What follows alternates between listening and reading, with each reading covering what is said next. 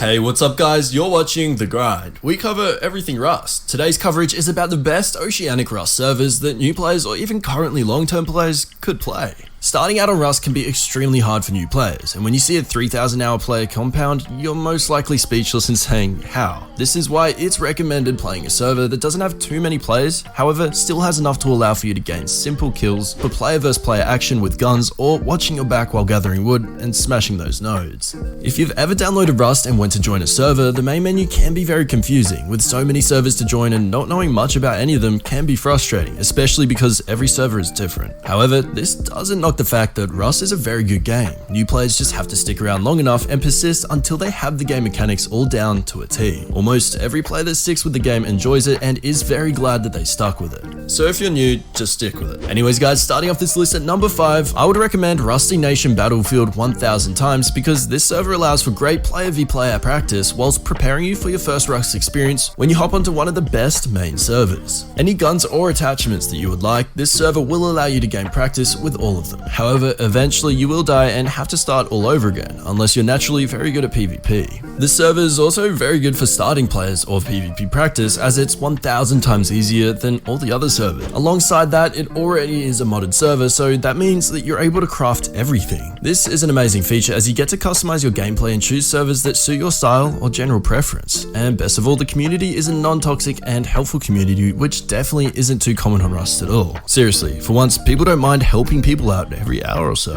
Number 4, we have Rusty 3x solo, duo, and trio. Being a style of gameplay that isn't too hard for new players, it will allow for plenty of AR player versus player moments, plus it's not too hard because everything is 3 times easier.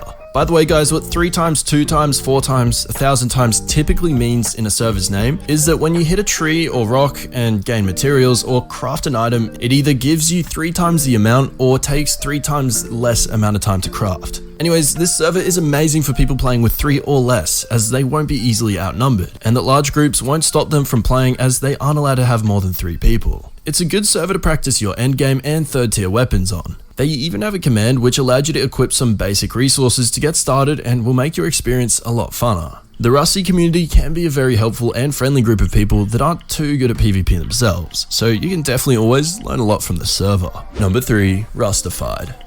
RUSTAFIED is a really good server for somebody that wants to play the game in a stage of bows and pistols for a while until they or the clan has farmed up enough so they can keep expanding either the base or the compound to get more loot. RUSTAFIED is a vanilla server, meaning it has no modifications to it and is not an easy server by any means. To get to late game items, RUSTAFIED has different servers out for smaller groups of people and larger. RUSTAFIED is usually a server that bigger groups play as it's harder to get loot on. It also has a very good player base and a helpful staff team if you have a legitimate reason for their time. Vanilla Rust is a very basic and exciting game as it's a high-risk server. High-risk servers typically add more spice to PvP and the community is a lot better when it comes to big team versus team, and truly graceful players usually congratulate the winner after. Of course, you'll get the occasional person that's toxic, but you'll almost get that on every Rust server or any game for that matter. Number 2, the SANDBOX. The SANDBOX is a really good server for new players, allowing them to practice getting ahead on the building aspect of the game, helping them not get raided so easily. Personally, I think this is the best build server as the toxicity levels are low and people will help you out. Currently, most players on this server will help you try out new base ideas, which can be very helpful.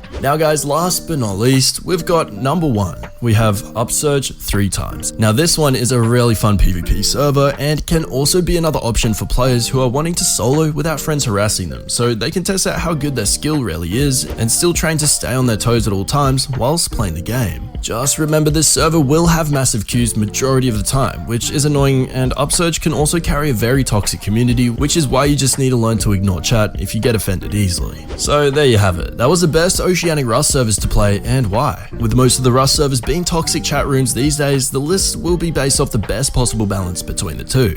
Genuine good Rust gameplay and toxic upset players. With all that being said, make sure you leave a like and comment below what you thought. With all that being said, if you liked the video, why not like it? And if you want to see more, why not subscribe? With that being said guys, as always, I'll see you next time on The Grind.